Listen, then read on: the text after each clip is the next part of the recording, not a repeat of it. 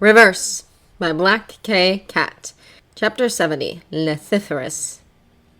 It's been a very, very long time since the force of chakra alone knocked Shikaku off his feet. The last time, he thinks, was in the Third War, when his battalion was caught in an ambush and Minato saved them. He'd been tired and on the edge of chakra exhaustion, and the sudden appearance of the Yondame had made him stagger and trip and fall to his knees. This is absolutely nothing like that.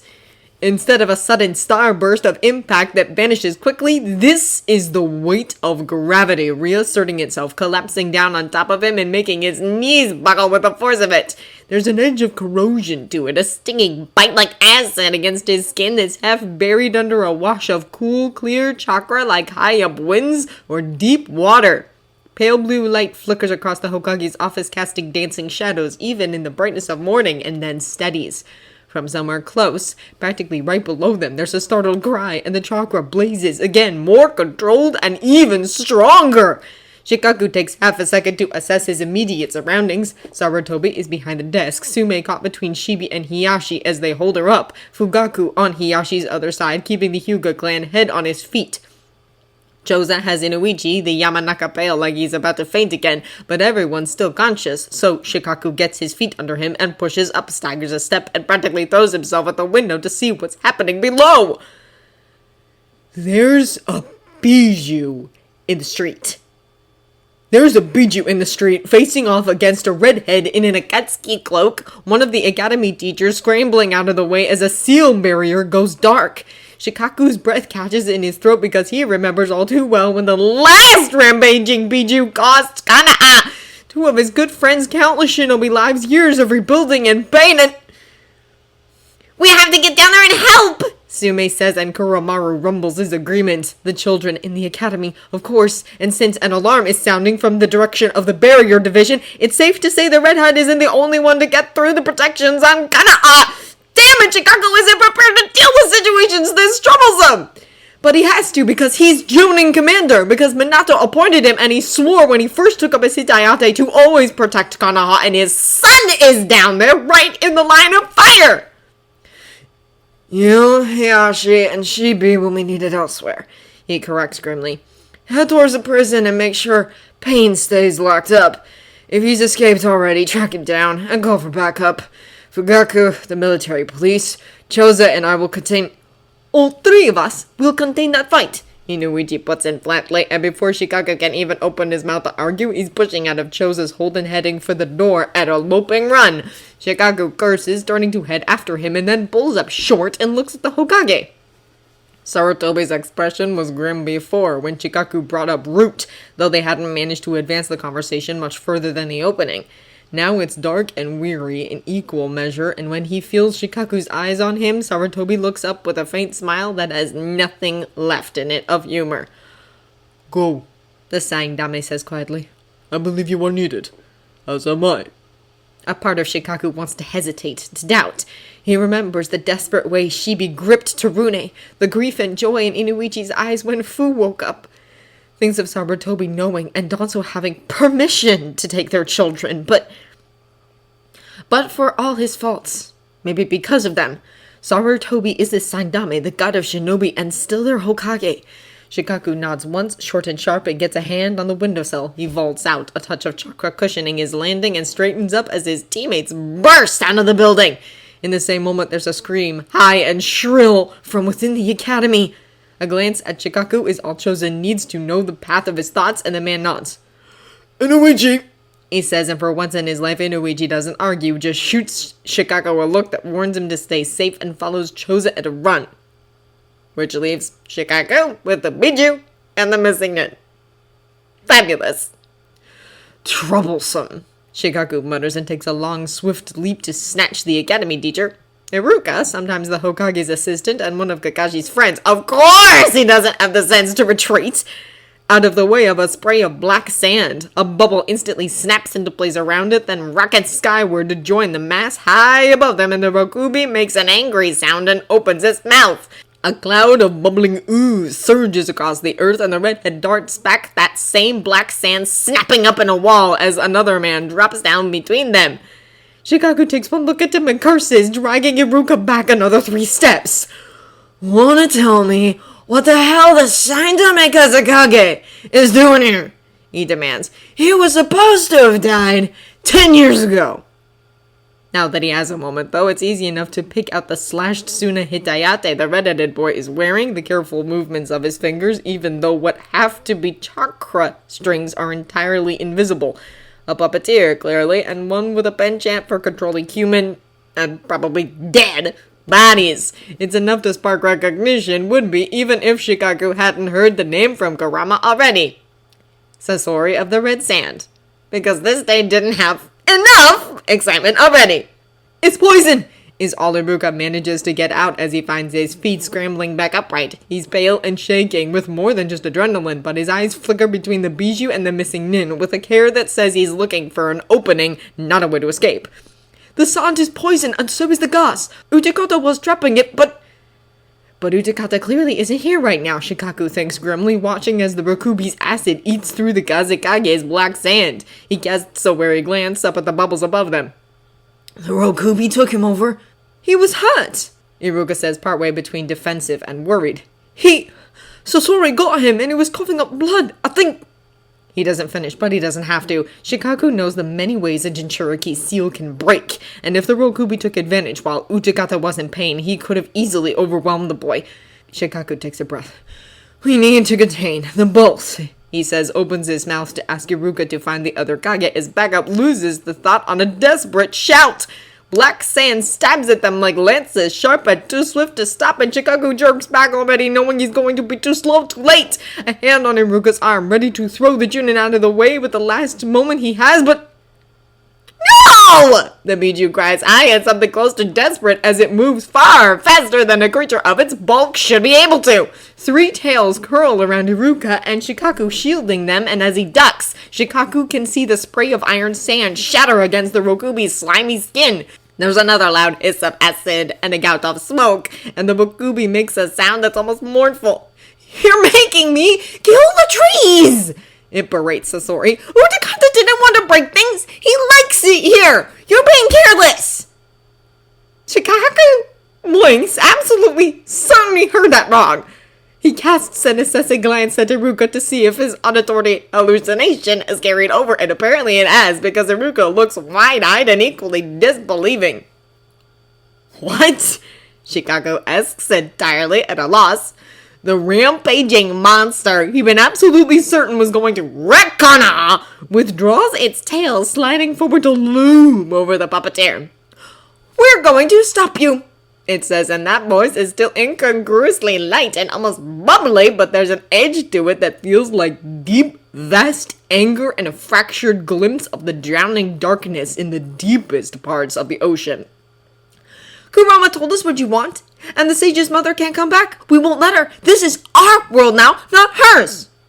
It's little comfort that for a brief moment Sasori looks just as baffled as Shikaku feels. We are Akatsuki, he says, eyes narrowing slightly, as if he thinks the Rokubi has mistaken him for someone else. The slug burbles, faintly sad. You're pawns, it corrects. Just like that body is your puppet, you're the princess's puppet. Utakata sees it too. You hurt him, but he still pities you, and so do I. But I've been me for 1,000 years now. I don't want to go back to being the Jubi, and none of the others do either. That is a lot more reasoning and calm than the QB ever showed when it attacked Konan, and a heck of a lot more regard for its host as well. Shikaku pauses, calculating odds, and maybe it's possible that the slug is genuine in this. It certainly didn't need to protect them the way it did. Which makes his next decision just slightly less idiotic, although... Taking a breath, he shapes the rat seal, then the bird seal, and focuses. His shadow is touching the edge of the Rokubi's, and the Bijou shadow is more than large enough to make this work. Another moment, judging the extent of the shadows with a thought, and... A whirlwind of shadows sweeps up, streaks of darkness winding tight around each of Sasori's limbs, and the puppeteer snarls as the Kazekage puppet jerks but doesn't manage more than a lurching step. Take him out! Shikaku orders, drags Iruka's shadow into the jutsu and doubles down. He lived through the Third War, fought soon as puppeteers in far larger numbers than just one lone shinobi, no matter how brilliant, and there's no reason the techniques he, Inuichi, and Choza developed in those battles won't work here and now, even with a more unconventional ally. Thankfully, the Rokubi doesn't even hesitate. Thick white goo, far less innocuous than the sticky substance splattered across Gana'a after the Jinchuriki's game of tag, sweeps over the street, hissing and frothing. It slams into the puppet, which collapses with a groan of straining metal and wood and subsumes it completely as it races forward. Shikaku feels Sasori start to struggle, pours more chakra into the shadow stitching jutsu, and doesn't allow himself to look away, braced for the gut-turning reek of dissolving flesh and metal warps, wood breaks, and with a scream that's full of aching fury and bone-deep terror, Sasori collapses, hollowed-out limbs giving way, torso filled with weapons buckling. Chakra threads wink out of existence, and with a low rattling hiss, the Rokubi's acid swallows Sasori completely. Into the silence, Iruka makes a quiet sound, stepping forward like he's going to bolt across the field of poison and acid without care. "Utakata?" he says, and it shakes a little, but he doesn't waver even when the Rokubi turns to look at him, eye stalks swaying. There's a pause, and then the Rokubi burbles again, this time filled with humor and light cheer. It slides forward, leaning down almost double to look Iruka in the face, and whatever expression it's making, Shikaku gets the feeling it's meant to be a smile. "Hello!" it says, friendly and warm. "Utakata was very worried about you, but he was happy you saved him too." Iruka looks a little like he's about to faint, but he manages a slightly weak smile in return. Is he okay?" The Rokubi pauses for a long moment. "I can't go back yet," it says a little mournful and casts a glance up at the field of bubbles in the sky. "Can you make a sealing scroll? He's unconscious, and if I stop holding the jutsu, it will be bad." "I could do that." Iruka agrees instantly and starts digging through the pockets of his flak jacket with nearly frantic hurry. How troublesome, Shikaku thinks, eyeing the spectacle of Chunin and Bijou, and pulls a blank scroll and a bottle of ink out of his weapons pouches. "Here," he offers, waving them at Iruka. "You probably know the seals better than I do." Iruka flushes, but doesn't argue. Most shinobi tend to buy pre-made scrolls for convenience, while Iruka has to teach the diagram to children extensively. It only takes him a moment to sketch the seals onto the scroll, and he sets it on the ground, adds a touch of chakra, and steps back. In a wave of iridescent light, the bubbles sweep down, pouring into the scroll to leave the sky clear. The lines of the seals shimmer gold for a moment, then settle into black, and the scroll refurls itself with a snap, rolling several feet to come to a stop by Iruka's sandals. The Chunin isn't even looking, though. His eyes are on the Rokubi's bulk as it starts to glow cool blue, then fades out like mist disappearing before the sun. The image of the slug vanishes, and in its place a teenager in a tattered blue yukata and an entirely incongruous flower crown collapses to the ground, bloody and breathing unsteadily. "Utakata!" Iruka cries, and before Shikaku can catch a hold of him, he's scrambling around the dispersing pools of acid to drop to his knees beside the Jinchuriki. His hands hover for a moment, as if he's not sure where he could touch, but a faint sound of pain and a flicker of amber eyes between dark lashes has him moving again, pulling the Jinchuriki's arm over his shoulder and wrapping his own arm around Utakata's waist. He heaves them both, mostly upright, Utakata limp against his side, and winces when the motion drags another whimper from the Jinchuriki. Even so, before his eyes are even fully open, Utakata rasps, "You're okay?" "I'm fine," Iruka tells him. "We have to get you to the hospital. Tsunade-sama will—" Utakata shakes his head. "The others. The children. More puppets." Shikaku takes one look back at the academy, and he's not a censor the way Inuichi is, but even he can tell there's no fighting going on. "Sasori is dead," he says, which is probably one of the larger understatements of his life. "The academy is safe, but Iruka is right. If your Bijou hasn't managed to heal you yet, I think you need a medic's help." The stubbornness that slides over Utakata's expression is something Shikaku has seen on every young shinobi still unaware or uncaring of their limits in the face of teammates still in danger. "No, I can't. Kurama needs help. I can't feel him anymore, and he was fighting, but He tries to take a step away from Iruka, but his knees buckle instantly, and he collapses back against the Chunin's side with a sound that's equal parts frustration and grief. Take him to the hospital, Shikaku orders Iruka, rolling his eyes. I'll find the older Jinchuriki and send them after Uzumaki. Yes, sir. Iruka gives him a grateful nod, takes a staggering step, and then finds his balance with another shinobi almost his size dragging like dead weights. Utakata doesn't manage much as he coughs hard enough to shake his whole frame, still clearly suffering from Sasori's poison, but they round the corner without falling and disappear from sight. Shikaku watches them go, then takes a breath and scoops up the scroll, tucking it away gingerly. There are footsteps behind him, and without turning to look, he asks, Everyone alright? We stopped the puppets in the hallway. Choza answers as his shadow falls over Shikaku, and his voice is steady. You take out the puppeteer before they can make a nuisance of themselves, though. What a drag. I thought we were done with puppeteers after the war, Inuichi complains, stopping at Shikaku's shoulder. How troublesome. Shikaku rolls his eyes at his best friends, glancing back. The kids? He asks. Inuichi smiles a little. The two Jinchuriki girls barricaded all of the younger classes in the practice hall, and I'm the upper class that teaches to stand guard. They're fine, but we left them where they are. They'll be safe with that kind of firepower looking out for them, Choza agrees. Where to next? Shikaku frowns, considering. If Inuichi was at full strength, he'd take them after Kurama because the idea of an Uzumaki, and apparently a 10th Jinchuriki, though as far as Shikaku is aware, Kurama hasn't confirmed the rumor yet, in severe enough trouble that Utakata was desperate to get to him, isn't overly comforting. But Inuichi is still on the edge of chakra exhaustion, and while Shikaku and Choza can fight without him, they'll be cutting their power by a third if they try. Even low on chakra, Inuichi is crafty, and a sensor to boot.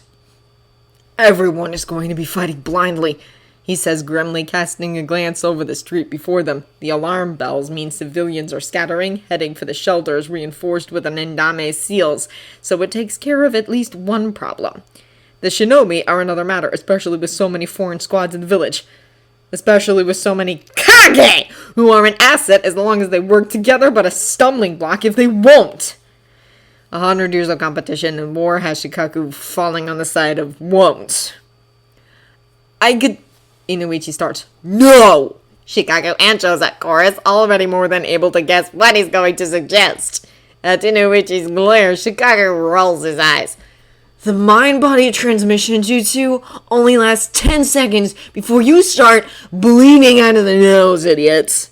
I need more time than that. We should get to somewhere central and start organizing squads for defense. The Jonin standby station, Choza suggests. Says the Hokage is there. That's the next most likely place people will gather. It's not perfect, but at least it's something. Shikaku nods, grabs Inuichi, and calls up a shunshin, vanishing in a swirl of leaves. It's possible Konan could have thought this out a little more thoroughly. Konan! Jiraiya says, equal parts grim and tired as he watches her. Come on! Let him go and I'll take you back inside, and we can work all of this out later. Konan glares at them, fury rising as cold as Arctic winds, but doesn't allow her grip on Nagato to waver. He can't walk, can't use his chakra with the way it's sealed, and the grim slant of his mouth says he knows just how dire things are for them right now. Changing the world is a dream, something to cling to on long dark nights, but right now Konan would settle for getting back to Ame. Getting back home. Braced between Jiraiya, Kushina, and Yagura are both watching them with faintly hostile expressions, anger in the lines of their bodies, and chakras sparking around them. Both of them have their reasons to be angry, to hate Nagato and Madara and all of Akatsuki, but Konan wonders if they've realized how much she loathes them in return. The great nations were responsible for so much of what she and Nagato and Yahiko suffered, and now they're watching their hopes crumble for a third time, lost to the force of a wayward Uzumaki who thinks a handful of children and tailed beasts matter more than an end of wars.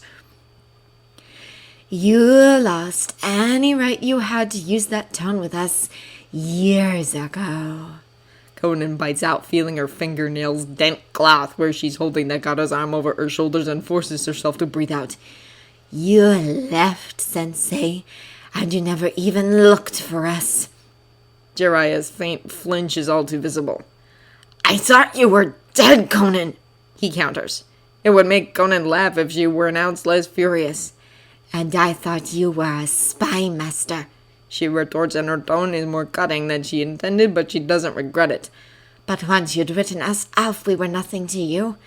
We should have known with how you left your team so easily in the first place. Anger flickers in dark eyes, just a momentary spark. She remembers Jiraiya's abilities well enough to feel a dart of fear, but she's not a little girl folding paper flowers and dreaming of the past anymore. She's a Kunoichi, she's a Katsuki, and she won't let him stop her. She remembers Hanzo, the confrontation in the rain, remembers helplessness as Yahiko committed suicide and Nagato crippled himself all to save her and grits her teeth. She'll never allow herself to be helpless again. A breath in, and she lets it out with a rush of chakra laced through it, will and intent rising. The top layer of paper over her skin separates, whirls up and around as more pieces from her weapons pouch join it, and she shapes a seal with her free hand. The papers twist in on themselves, reform into clones and shuriken and explosive tags, and in the confusion of their sweeping dance, Konan leaps back, casts the genjutsu reinforced with origami, and drags Nagato back around the side of the detention center. The others? Nagato manages, letting her shift him to lean against the wall as she stoops to study the seal that spread across his body like fractured bands. Sasori went after the youngest Jinchuriki, and Madara went to collect Kisame. She answers, most of her attention on the faint memory of seeing this seal before. At Hozuki Castle, she thinks and glances up. Is it draining you? Reaching for chakra hurts? Nagato nods, purple eyes flickering from her to the sounds of fighting around the corner. Like fire. The heavenly prison binding technique. That at least is one Konan knows how to break, which makes this the first bout of good luck in a string of very bad days. Hold still, she orders and calls a sweep of water out of the air around them, molding it over the lines of the seal and holding it there as she pours chakra into the jutsu. Jiraiya was likely the one to place it, judging by the strength of the technique, but Konan has desperation on her side. She can feel the moment that it gives, cracking with a burst of heat that makes Nagato wince and lets the water drop to the ground with a relieved breath. Nagato flexes his fingers, then raises his hand. Chakra sparks, sharp-edged and warm, and Konan can't suppress a small smile. We should... They took Yahiko's body. Her breath catches in her throat. Of course they did. What hasn't Konoha taken from them at this point? She meets Nagato's grim eyes, sees the echo of her own feelings there, and hesitates for a long moment before she nods. They'll get Yahiko back. Konoha doesn't deserve to be his resting place. Not after they were the ones who helped kill him. Jiraiya-sensei will know where he is, she offers, and Nagato makes a sound of quiet agreement. He holds out his hands, and Konan takes them in a tight grip, dragging him up to loop his arm over her shoulders again. It's lucky that he's only an inch or so taller than her and weighs even less, or fighting like this would be out of the question. As it is, she staggers a step before steadying, turns toward the side alley. Golden chains burst into the air, throbbing with levels of chakra nearly on par with the Jinchuriki, and Konan leaps back, but not quickly enough. They twist around Nagato, dragging him out of Conan's grasp, and she cries out as he's hauled back towards Kushina. You're not going to get away with invading my village, you know! Kushina says fiercely, sliding her katana out of its sheath with her free hand. Her red hair is a cloud of blood around her as she braces herself one last pull of her chains, wrenching Nagato out of reach. Blue chakra sparks, covering Nagato's body with a ripple of power. Like watching time run in reverse, his body starts to fill out, wasted muscle rebuilding itself, the holes where the chakra receiving rod stabbed through his body filling out again. He gasps out a sound of pain, even as the chains flicker out of existence and collapses to the ground, breathing hard. Nagato! Konan cries and raises her hands. In an instant, the air is whirling with origami weapons, driving Kushina back even as she snarls, and Konan drives forward, throwing herself between Nagato and the other Kunoichi. Jiraiya is behind Kushina, Yagura still in the street and fending off her paper clones. But Konan doesn't hesitate. She brings every last one of her weapons around her to bear, hurls them at the other nin with all the force of her chakra behind them, and stoops to drag Nagato back over her shoulder. As they rise, he gets his feet under him and stands under his own power for the first time in 7 years. Nagato, Konan whispers, torn between wild disbelief and a flare of hope that she hasn't felt since Yahiko died. Nagato's Rinnegan eyes are wide as he stares down at his hands, no longer emaciated and showing every bone too clearly. I'd forgotten, he says, and there's something in his voice like awe, like wonder and joy and grief all tangled up together. It's been so long since I split my powers that I'd forgotten what it feels like to have them all so close, so strong. Glancing up, he meets Conan's startled gaze and smiles for the first time since Yahiko's death. Konan, I can feel him. He's close. Yahiko's body. Konan catches a flash of movement and leaps aside, whirling Nagato behind her and calling more paper out of her skin. It blurs into a tornado around them, then lashes forward, folding into shuriken and spears as it flies. Jiraiya curses and dodges a gout of fire, attempting to knock the weapons aside. Konan reinforced her origami long ago, though. Konoha is known for its Gaton users, after all, and there's no effect. Slender fingers catch her wrist, pulling her around to look at her partner, and with a blaze like hope in his eyes, Nagato says, Not just his body. Conan's heart trips over itself, breath tangling up in her throat, and she smiles in return. She pushes Nagato back to let him brace himself against the building and then steps away, easy enough with those words ringing in her head to summon every last bit of the chakra she usually holds in reserve, to bring it sweeping up around her with a wave of paper spinning through the air. Do it, she agrees, fierce and all but choking on the ephemeral promise of joy. I'll guard you. You always do.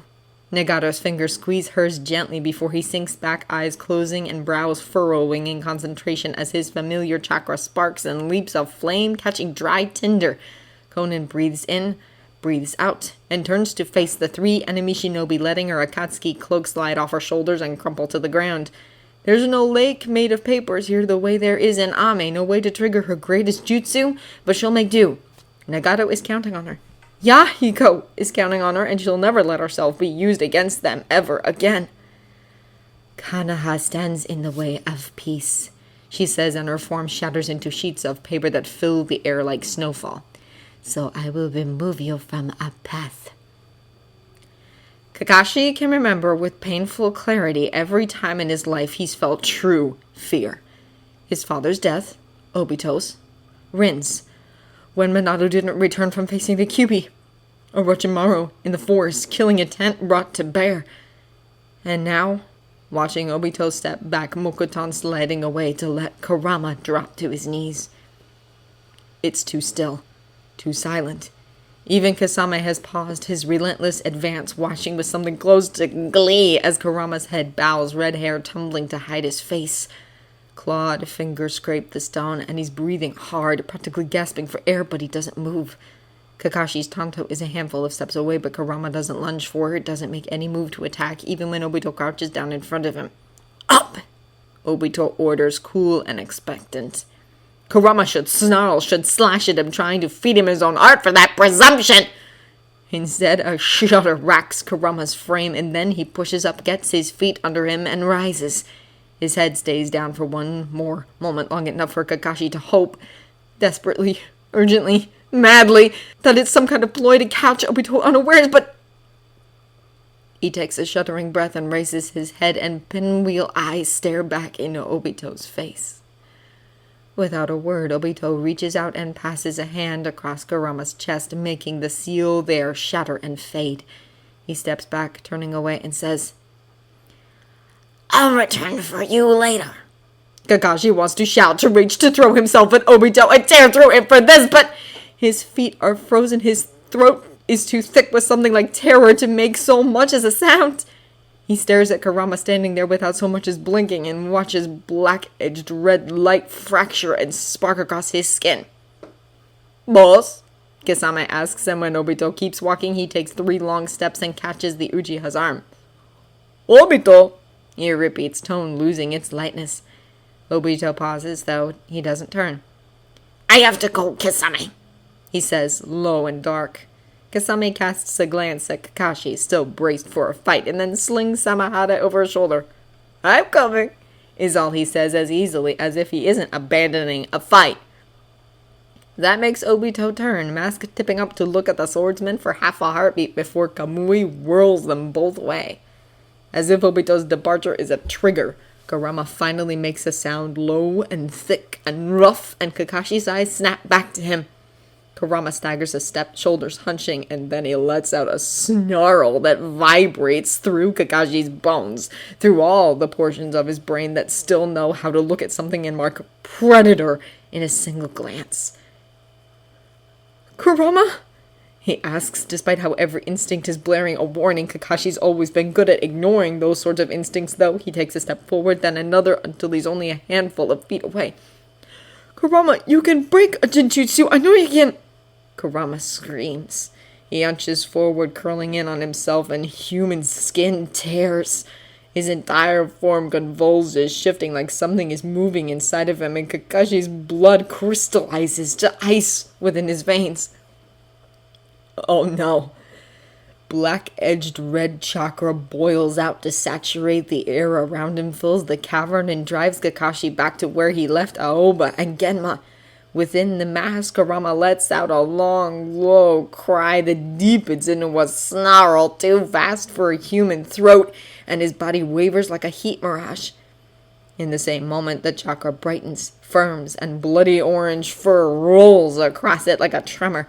A huge form shifts into tangibility, almost too large to be contained in the room, angled ears pressed flat against the ceiling. 9 tails lash the air as sword-sharp teeth snap shut on the sound of pure, malevolent rage, and black-streaked eyes slide open to reveal a spinning Sharingan. As vast as a nightmare, burning with malice, the Kyubi no Kitsune turns his head to look at Kakashi and grins.